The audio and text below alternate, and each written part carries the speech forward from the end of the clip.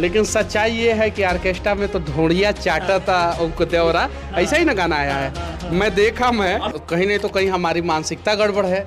और मान लीजिए कि हम खेसारी, पवन सिंह और रितेश पांडे, कल्लू जो भी है भोजपुरी के सिंगर, उनको गलत क्यों कहें यार। वो लोग कीर्तन भी करते हैं, सही है कि नहीं है, कीर्तन भी करते हैं, भक्ति गाना भी, दशहरा में भक्ति गाना भी गाते हैं। दोस्तों, भोजपुरी का एक ऐसा गाना जो सोशल मीडिया पे रातों रात वायरल हो गया, जिस गाने का नाम देवरा ढोरी चटनावा।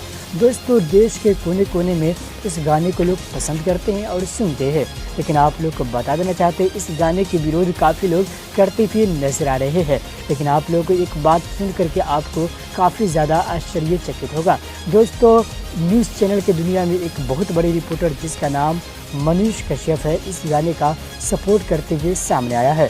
दोस्तों, मनीष कश्यप ने कहा है कि ऐसे बहुत सारे गाने हैं जो अश्लीलता की सारी हदों को पार कर रखी है, लेकिन किसी गाने पे विरोध नहीं किया जा रहा है, इस गाने पे क्यों किया जा रहा है। चलिए पहले मनीष कश्यप का बयान सुनते हैं।